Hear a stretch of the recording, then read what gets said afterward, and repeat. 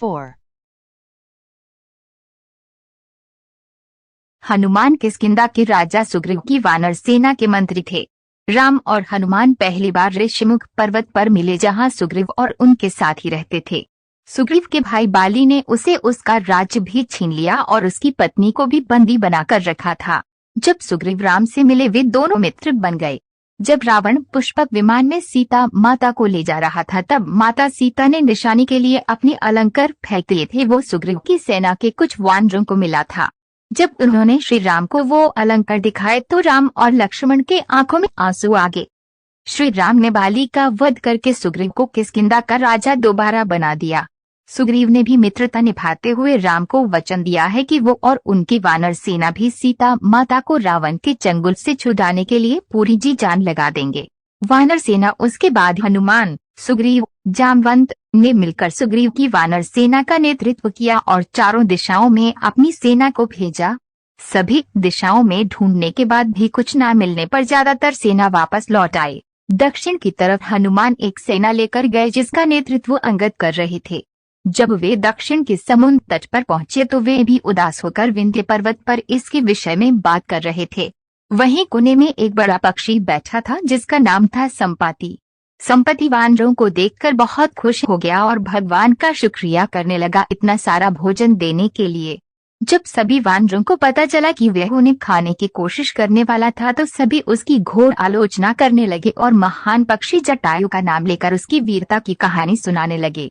जैसे ही जटायु की मृत्यु की बात उसे पता चला, वह जोर जोर से विलाप करने लगा। उसने वानर सेना को बताया कि वो जटायु का भाई है और ये भी बताया कि उसने और जटायु ने मिलकर स्वर्ग में जाकर इंद्र को भी युद्ध में हराया था। उसने ये भी बताया कि सूर्य की तेज किरणों से जटायु की रक्षा करते समय उसके सभी पंख भी जल गए और वह उस पर्वत पर गिर गया। संपाति ने वानरों से बताया कि वह बहुत ज्यादा जगहों पर जा चुका है और उसने ये भी बताया कि लंका का असुर राजा रावण ने सीता को अपहरण किया है और उसी दक्षिणी समुद्र की दूसरी ओर उसका राज्य है। लंका की ओर हनुमान की समुद्री यात्रा। जामवंत ने हनुमान के सभी शक्तियों को ध्यान दिलाते हुए कहा कि हे हनुमान, आप तो महाज्ञानी, वानरों के स्वामी और पवन पुत्र हैं। यह सुनकर हनुमान का मन हर्षित हो गया और वे समुद्र तट किनारे स्थित सभी लोगों से बोले, आप सभी कंदमूल खाकर यही मेरा इंतजार करें जब तक मैं सीता माता को देखकर वापस न लौट आऊं। ऐसा कहकर वे समुद्र के ऊपर से उड़ते हुए लंका की ओर चले गए। रास्ते में जाते समय उन्हें सबसे पहले मेनका पर्वत आए। उन्होंने हनुमान जी से कुछ देर आराम करने के लिए कहा, पर हनुमान ने उत्तर दिया, जब तक मैं श्री राम जी का कार्य पूर्ण न कर लूं, मेरे जीवन में विश्राम की कोई जगह नहीं है। और वे उड़ाते हुए आगे चले गए। देवताओं ने हनुमान की परीक्षा लेने के लिए सांपों की माता सुरसा को भेजा। सुरसा ने हनुमान को खाने की कोशिश की, पर हनुमान को वो खा ना सकी।